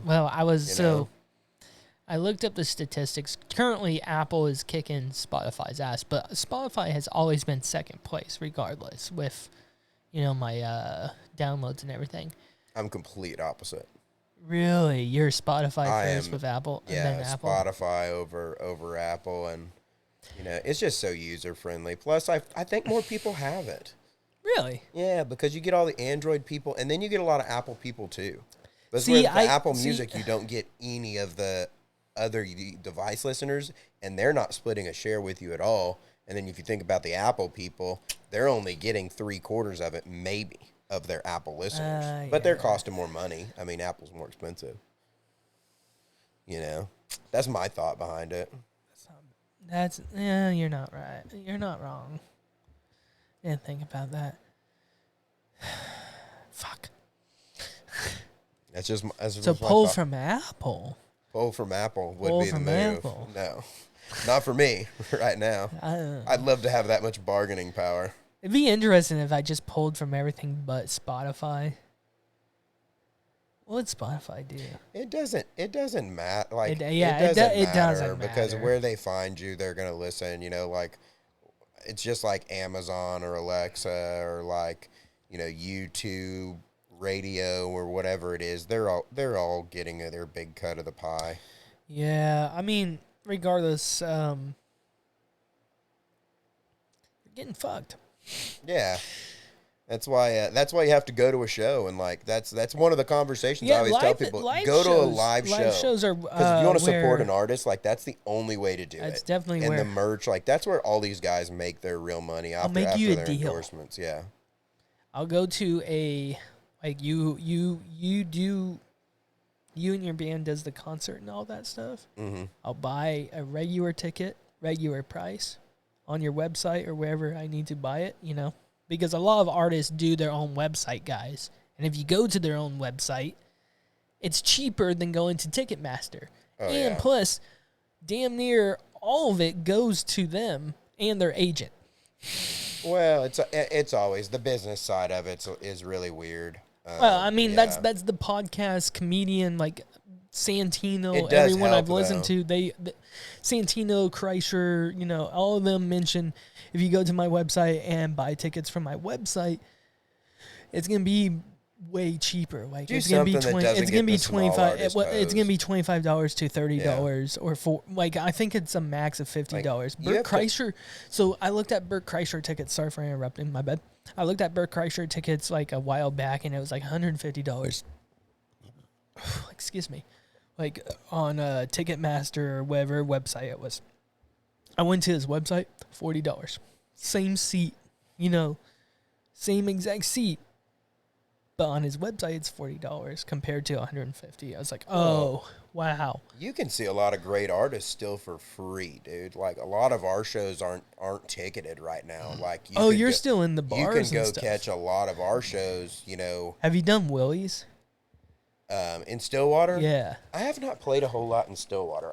Which is weird because I went to school here. Yeah. But like I just don't come this way very often. You should though. You're in eastern Oklahoma, right? Yeah, we've been kind of taking a break from touring Stillwater and Tulsa right now because they're home. So you're markets. Avoiding kind of the eastern central area. We want to try to eventually. You're a piece of shit. Eventually sell tickets. I know. I'm never gonna come see you. I know. We want to eventually sell tickets. Shit. And if you want to sell tickets, dude, you can't be putting on free shows, you know. But like right now, you can still catch some free ones.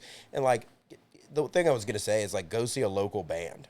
Like go see live local music because these venues that like are having these artists, they're dying. Like, because people are not going to see live music. They'll pay, you know, it's weird. They'll pay $500 to watch somebody, and you can see somebody better in your own town. You're telling someone that does the art for free, regardless. Yeah. Like, the definition of a comedian is open mics for at least 10 fucking years. You know, here's the thing with you: like, you are doing actually sets. You're doing actual gigs. You're doing paid shit. Yeah. I don't even want to say I've been doing it for 3.5 years. Yeah, comics get fucked, dude. Like the thing is, I've probably taken off a total of 9 months from comedy. Like if we're talking seriously, like I haven't done a strand of open mics. I've done open mics dotted around the year or whatnot, but I haven't gotten back into it and started really. I've written so much, but I haven't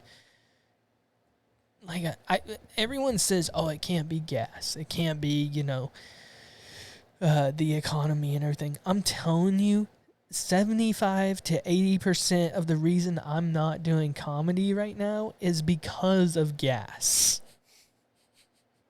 And everyone's like, oh, you have a 4-cylinder Ford Fusion. You fucking saw my car. It's a white fucking Ford Fusion out front.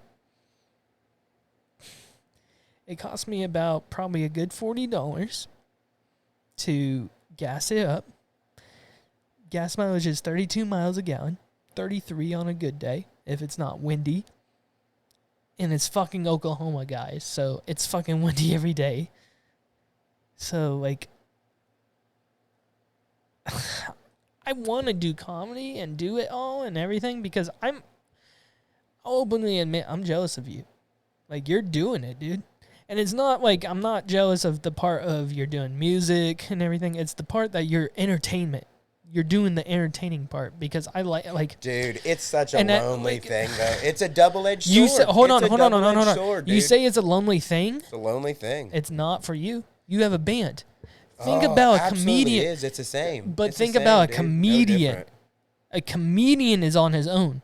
Oh yeah, for sure. You know but what it's I the mean? same. It's the same But feeling. if you get, it's but that if you, performance here's- feeling of but- lights going out. Yeah, but and if everything changes. if you are bombing a night, right?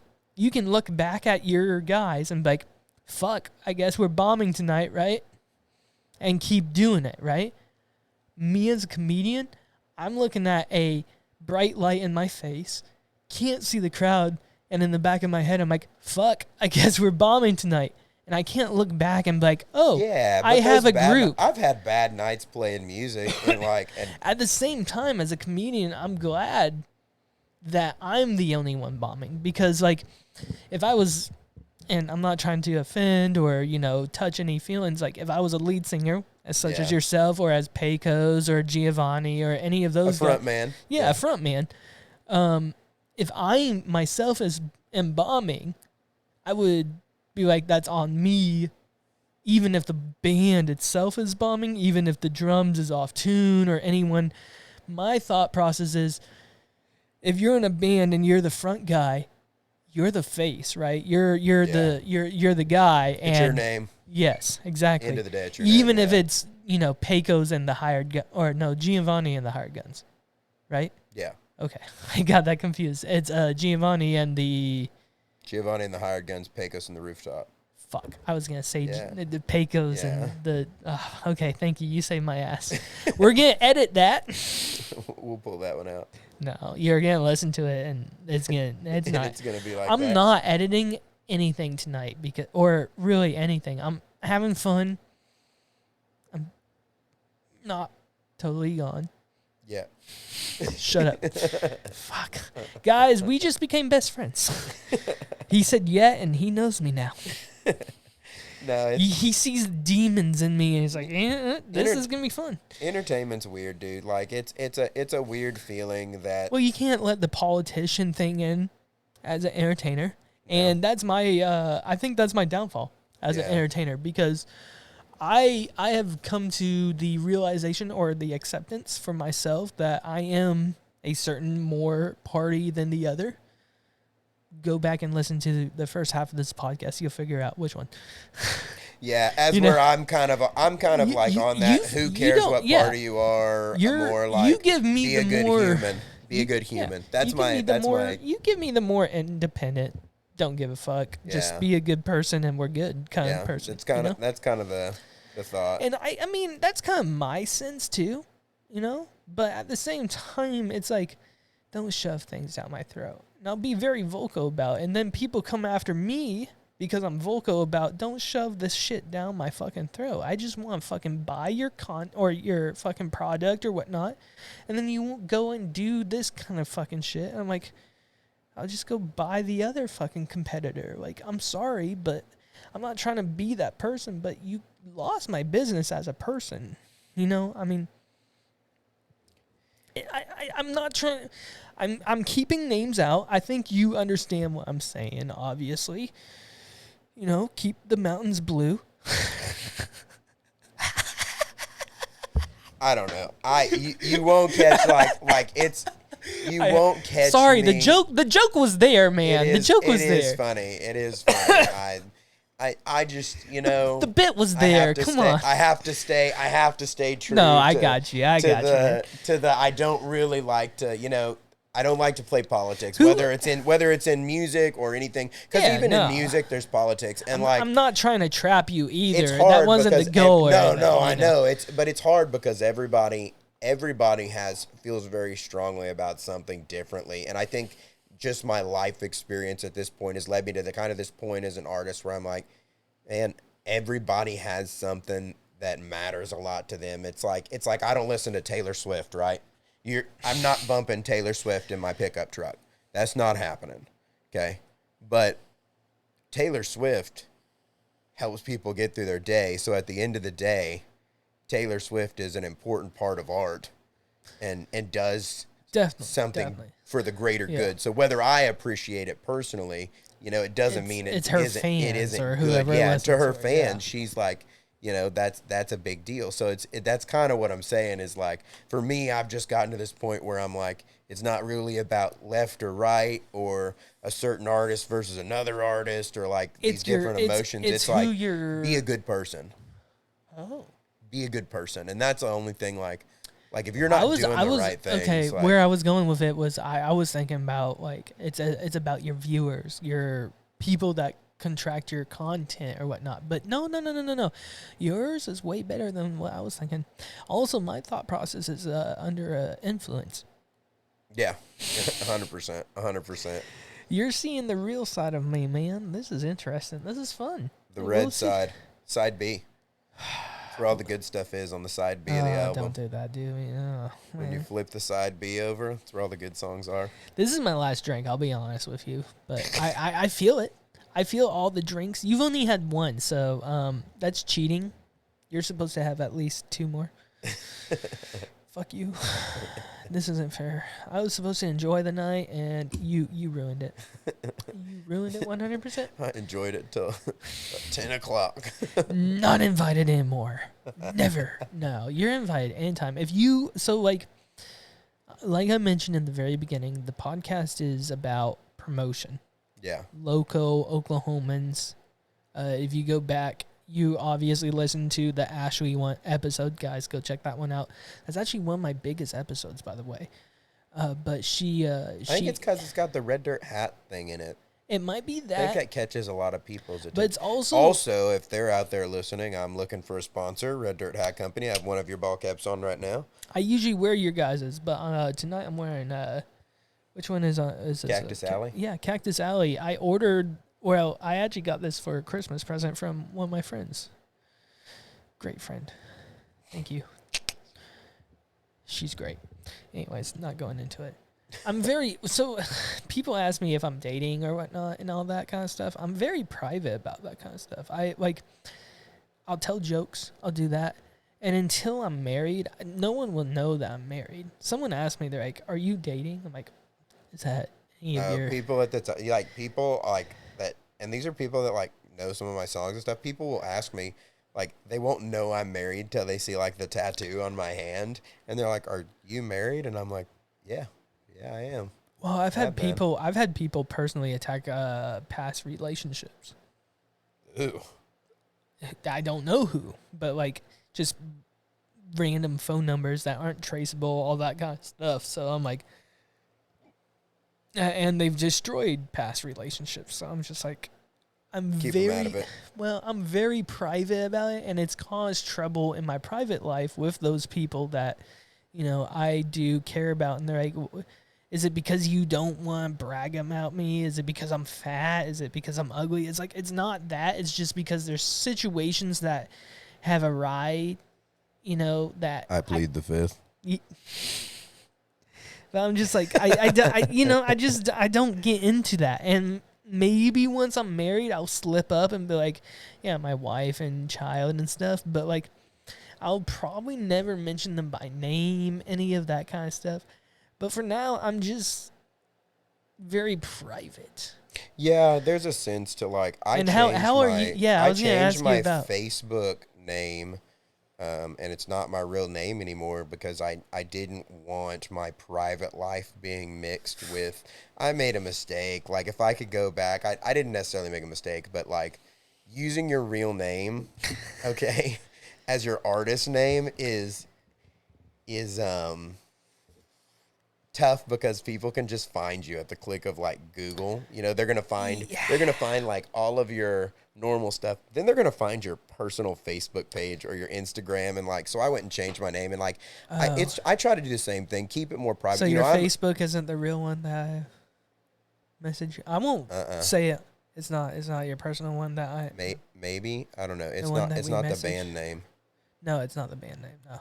Is that your personal one? The that's band my name one? No, the band name one is not my personal. Okay, the one we message on is probably is the personal. I won't say it out loud. Yeah. Okay. No, and I kind of keep. So my do you go wife by and the child band name last name then? Yeah. How do you pronounce that? Because I probably butchered it on previous podcasts. Well, it depends on what part of the world you're from. Here in Oklahoma, they say Murillo, but in the Spanish parts of the world, they'd say Murillo. Yeah. But you know, I do keep it personal as well. Just like, not from like a standpoint of like, if you ask about them, I'll tell you about them, but I'm not going to tell you what they look like or what their names are, you know, every What once they're in a while. wearing. Yeah. Like I try not to give out too much information because you don't know how people are. Like, we live in a weird time, dude. Like, people just do weird stuff. Don't start with me, dude. We live in a very weird time. Yeah, it's just a weird time It's to be alive. 2023, man. Men can give birth. 2023. 2023. More power to us. I didn't know that. I'll try it later, I guess. Oh.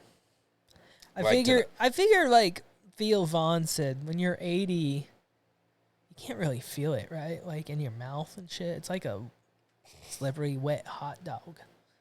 What's wrong with you, bro? What, you saying you want to suck a little dick when you're 80 and put in a nursing home? You just gonna stare out the window? That's where your family left you, to stare out the window. 80 is you're pushing some like years at 80. Yeah, for sure. I think 75 is a good age to just call it. I don't know. The older you get, the more that age changes, though. Yeah, true. Like, I just turned 30. You know what I mean? See, so I was it's like 40 isn't looking so old today. That was my thing. 29, 40 looked real old. My thing was like, if I was not married by 30, I'm married. Like, I'm just stay single. You better get on it. 30 looks real cool. So I'm like, you know what? I may be able to try a log again. Yeah. I have learned, do not date horse girls. That's the number one rule. Stay away from horse girls. Other than that, ones that can't talk well, or nah, just all of them. Bad voice, Just like their voices are hoarse. Specifically, like from a certain state that's north of Missouri. Did you say specifically? Did I say specifically? You said specifically, like as opposed to Atlantically. Brought to you by E&J and Four Roses. Pacifically. Specifically, like the state that's north of Missouri. Don't date girls from the state of that's north of. I don't want to say it, man. Iowa, bro. How long were you in Stillwater before you came here? Not very long. I drove into town and had dinner. My brother goes to school here, so okay. I drove to town, took him to dinner, and then I was doing this 2-for-1 combo. Okay, I feel better about that. Ask him next time you text him. Ask him how many Iowa state license plates he has seen here the last semester. I have seen at least more than 34 Iowa state license plates here on. It's because they do in-state, out-of-state tuition. Do they really? Yeah, so if I did not know that. If you're out of state and you make a certain GPA, no shit. Yeah, they'll give you in-state prices. They've been doing that for a minute. I thought that was only Arkansas, Texas. I didn't know that was an Iowa thing too. I think it's pretty much like across the board thing. I wish I had good fucking. Damn, I don't have good grades, man. You in school? No, not anymore. I dropped out to be this. Hell yeah. Hell yeah, been there. Don't say that. Hell yeah, no, it's not hell no. When you went to college, what'd you major in, by the way? Marketing and then entrepreneurship. Got a couple degrees. Then I went on and actually got an MBA. Okay. Yeah, and don't use any of that information. Fuck yeah. Yeah. So basically, everyone I know that got their MBA doesn't use it. Yeah, that's a master's, right? Yeah. Yeah. It doesn't, my ex-girlfriend, my ex-girlfriend, she went to Iowa State, then Wyoming, then here to get her master's. And she's currently a Rainer. Yeah, like doesn't use any of the education she learned. She spent maybe $85,000 to $100,000 in education. Doesn't use any of it. I'm not talking shit on you, by the way. I don't either. You know? I don't either. More proof to the pudding. But I'm wasted education. Okay. You saw where I'm going with that. Like wasted I'm not education. talking shit on you or her. I don't know. You know what? Builds your life I don't mean to bring experiences. up my ex-girlfriend, but It you were builds the your one life that experiences. It builds your life experiences. Definitely. You know? See, So the education is because my thing is part of your story. I dropped out early and didn't get the life experiences of college life or whatnot, going to you know, all the events or whatnot. At the same time, I was a very reclusive person at the same time. Even when I was in college, I was just like, I'm good. But I'm not talking shit on you, her, or anything. I'm just like, was it worth it? Oh yeah, 100%. Really? For me, it was more like proving it could be done. You know, I don't come from an educated family. My dad. So like for me, it was about finishing something that needed to be done. My dad and stepmom have 120 acres, so my thought process is like, maybe I'll get into the whole ranching cattle industry idea and work for a ranch or whatnot. And I'm like, it's not a bad idea. Learn how to ride horses, all that, and not you know, maybe be a caretaker of the land or whatnot. I don't know what my whole I can aspect. see caretaker Heley. I'd be riding horses every day. Probably a meal. He wears overalls and a drug rug. Smoking that joint. Yeah. Dale, yeah. It's funny. Do you think Dale smokes weed? He looks like it, but I think he's a man of the cloth. I think he's a man of pretty high faith. Yeah. Yeah. I think there's definitely a lot of character. But some of his earned terms. Yeah. Yeah. But Granger Smith was the same way too. Granger Smith? Yeah. He smokes. But didn't he just? No, he just announced that he was giving music up. Oh shit! Yeah. To go into the faith. Yeah. Okay, I didn't know that. I think so. Maybe he doesn't. Because it's Granger Smith who's. Look into the camera. Don't look at me. They're the same guy. You know. Fuck. The two-person combo. You said guy. you've been on a podcast and shit. Fucking look at the camera. Looking at Don't you. look at I'm me. not No, looking at look the at camera. look at the audience. I'm not looking. The audience wants to look at you. Listen. They want. Don't you want to look at him? Looking at them. Look at you. You ever see those old Waylon Jennings interviews? Waylon's not looking at the crowd. Oh, you're right. You know? You're right. You ever hear this one? What is it? That song? How's it go? Favorite Johnny Cash song? Go. Oh, Folsom Prison. Has to be. I think Hurt. And it's not even a Johnny Cash song. Yeah. 9 Inch Nails, right? Yeah. Yeah. Have you heard the 9 Inch Nails version? It's a fucking weird version. Yeah, it's Johnny a good song. Johnny did it perfect. 9 Inch Nails, they just wrote it well. It's a piece of art, you know. It's those guys are kind of like I look back and watch those videos and I crack up because they come from a different era.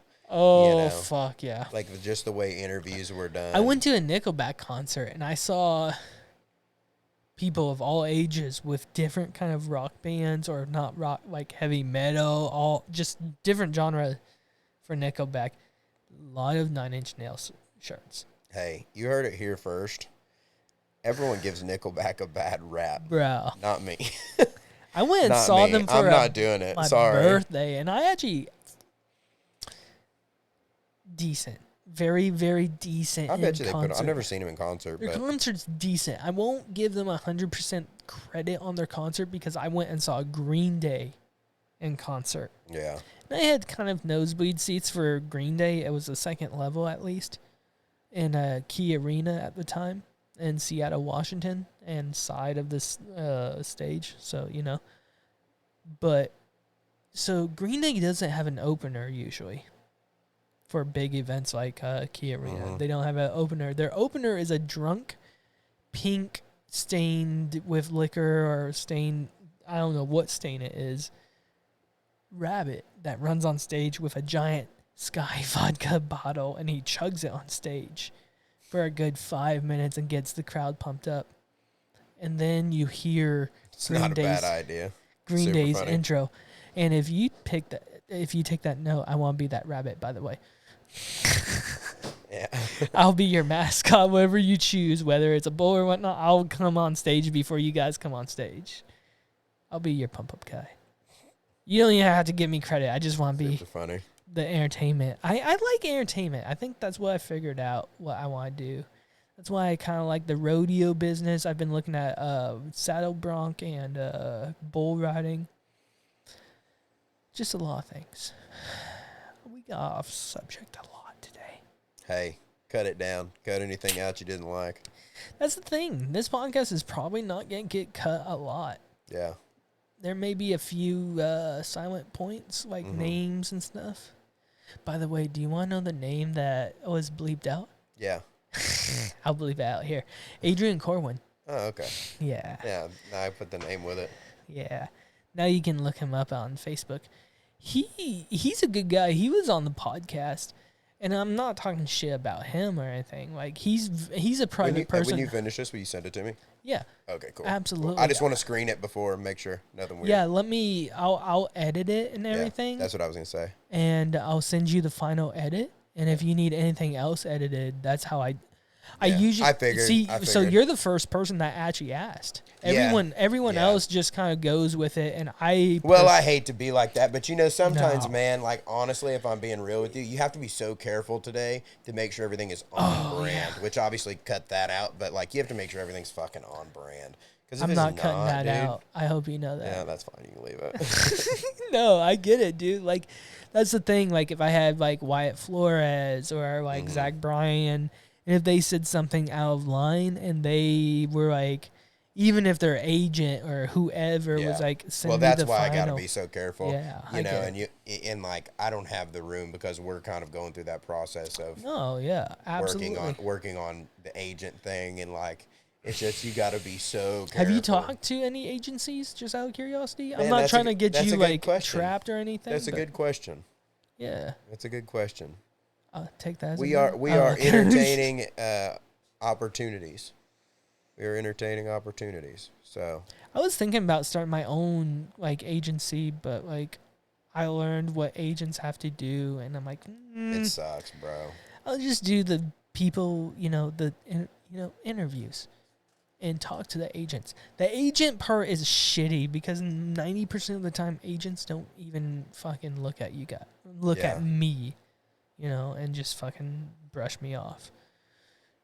It's hard. Talking like, to Wyatt Flores' agent personally. You have to get to a certain point as an act, I think, is like their deal. That's kind of what we've discovered along the way. Is like, I hope you know that was supposed to be like a silent good 8 seconds of me staring at it. You ruined the whole bit. That was the point. I was trying to ruin it. Okay. Burn it down. All right, guys. This has been the Heley. What shows and everything do you have to promote? Because I know you're going around. You're getting fucking shit done, dude. Yeah, we're all over. You went to Bad Brad's, a few weeks ago?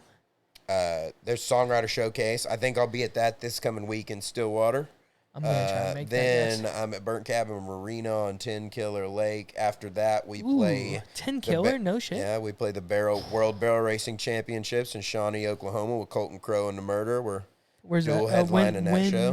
What the 16th. The 16th of Friday next month, this coming month. And then the next day we're at a festival where we're the a co-headliner there kind of too. And then we're all over, and we're 4th of July is busy, and then the stockyards and back to Texas. Man, so let me know when you go to the stockyards down in Fort Worth, because I'm July a big 7th. fan.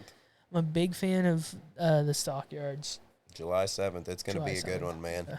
It's going to be a real, real good one. I think. Where's that one? We're kind of planning on doing a live album there too, hopefully. So that's going to be really cool. So anybody that's there, you'll be on the live album. Shit, if you let me, I'll fucking bring my gimbal down and fucking record a live fucking session for you. Session there, yeah, that'd be cool. That could be just clutch. Off my iPhone 14. Yeah, that could be cool.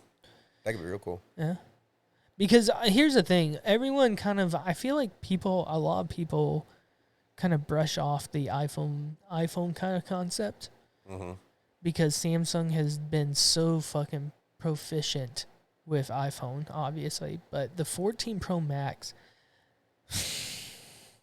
They're good phones, man. I've always been an iPhone guy. It makes my dick look huge. It's amazing. I didn't realize it could like do that. I was like, damn. So I could just imagine what a music video would look like with it, you know? Yeah. Did I make this whole thing whole conversation awkward? What? The dick pic and everything? No. Okay, cool. Yeah, not at all. Stockyards. Where at in the Stockyards again? Filthy McNasties. Have you done Longhorns yet?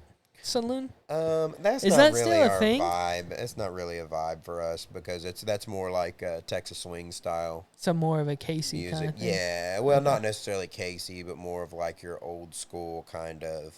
Does George do anything down? George. The King? Straight?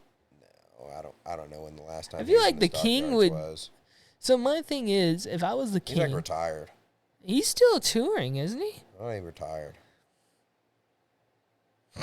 That's what everyone says, right? Yeah. Kiss is retired too, but they're touring.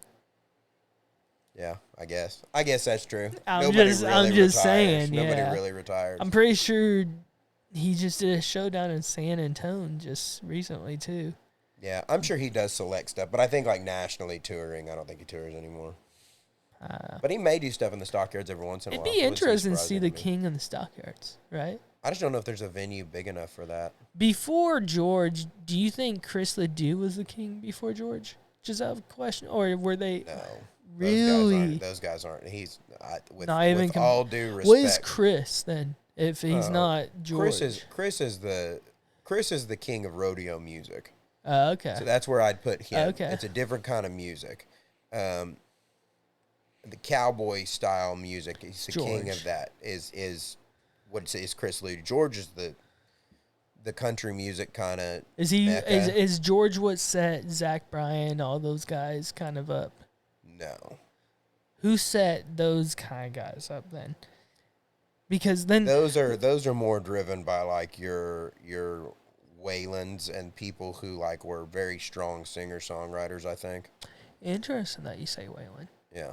I know we're like wrapping things up. Yeah, I just like outlaw. I'm just stuff. asking. We can keep going. I do have to pee here quick. Yeah. But like, I'd say George curious. Jones though. George Jones is probably like before him. Is he like the one that George influenced Jones, George yeah. Strait? I don't know who influenced George Strait, to be honest with you. I don't think he ever really. I don't remember, but I think I remember reading something that said he never really wanted to be. He was just a cowboy who.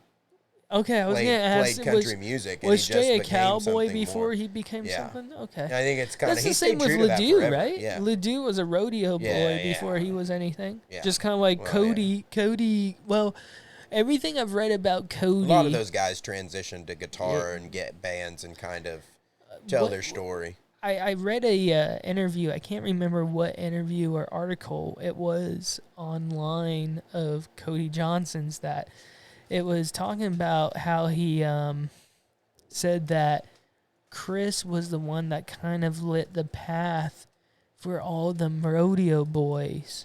Yeah, that kind of like it was. It gave was an audience. It was like that Kenny Fiddler's on that list. Like guys that are like true to that fan base. What a lot of those old boys have said is and they make up a big part of my fan base too. Like right, like that's definitely part of my fan base. I don't sing necessarily. I sing more of that like gritty kind of rock and roll style country that you see now. But like part of that article of Cody said that like Chris was the one that really showed that there's life after rodeo too. Mm-hmm. Like there. Because Cody, when he was done with rodeo, he wasn't 100% sure what he was doing, and he found Chris or whatnot in the early 2000s and started his passion in music and whatnot. And here we have. So I guess our generation, I feel like my father's generation of the country music was probably the Chris Ledoux. We were lucky to have him, obviously, but like I feel like that rodeo country music generation, our generation is going to be that Cody Johnson kind of person. If correct me if I'm wrong. I'm not trying to insult you. Maybe it's you. You know what I mean? If I have to compare anyone to Chris Ledoux, Cody Johnson's our generation of Chris Ledoux. Man, I don't know. Those guys are all so. It's so hard for me because it's not like you're talking to like a, like as another artist. It's hard for me to like. They're so different for me. Really? So, see, like Chris and Cody, to me, just vocally hearing them, their music, everything, they're matching up for me, dude. Yeah, I can see that. But that's the beautiful thing about music is like the perspective is always Cowboys and King. Yeah. And, Copenhagen. They're just kind of the same rhythm. They're not the same song, don't get me wrong, but they're like, they've got that just instrumental, like, I can't explain it. I'm not a, man of music like you, but I'm a man of comedy. It's that Texas sound, man. Chris Ledoux's not even Texan, right? I know, but they kind of share that like Western heritage feel to their music. Interesting. You know what I mean? Like it's strong on the fiddle and it's strong on, the steel guitar, and like they're very similar styles. What's your favorite type of guitar? And we'll wrap this all up after Favorite this. type of guitar, acoustic or electric? Either. That's what I'm talking about. I am a big Martin fan. I play a Martin. So electric. 13SC. No, acoustic. Martin acoustic. See, guitar. I'm not familiar with. I apologize. Yeah. And then I play Strat and a Tele. I'm a Fender guy too. So. Okay. Diehard Fender guy. Steel? Diehard Fender guy. Do you like steel at all? I like it. I've never even touched one, and like it doesn't really go with like the vibe of our doing. music. So it's just like I would love to eventually have some on some of my songs, but I think we're a ways away from that because it would have to be something that makes sense. Get known for what you're known for, and then add something else in, because that's what we kind of had that discussion the other day about. I'd love to have fiddle on some of our stuff, but we can't do it because like then we'd have to bring a fiddle player around all the time, and you'd have to kind of change everything. Yeah, it'd change our sound 100%. But all right, last thing for the viewers, listeners, fans, everyone, where can we find you? Just Google me up, Dakota Murillo, and you can find the website. It's got all our dates on it, pictures, videos, links to merch. You can find us on Spotify, Instagram, Apple Music, Napster, LimeWire, wherever you're streaming music. Are we still doing LimeWire? No, we're not. But you can find it just about anywhere you're streaming music, man. We appreciate it. Come see a live show. We're having fun, and we're out there on the road, kind of building this up the slow, methodical, original way of playing in front of real people and, trying to make an impact. So, and lastly, Red Dirt hats. Contact my boy Dakota. Right here, and we will we'll strike up a deal. Yeah, contact me too. Rep it on the stage. Or Cactus, either one of you guys. I wear both of you guys. Like, you guys, I rep it. All right, let's get out of here. Thank you, buddy. Guys, I love you. I love you too. Thank you for coming on. Fans, viewers, listeners, thank you for coming. Thank you for listening this long. Or fucking watching this. I'm sure we'll have music content afterwards too. Like maybe his song one of his songs for the outro. Other than that, guys, go check out his content. Like, subscribe to the podcast. And until next time, I'll see you later. Peace. Hell yeah, dude. Thanks for having me on.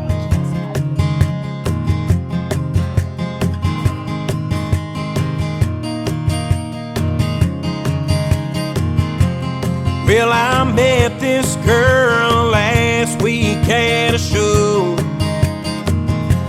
She's as wild as those East Texas nights.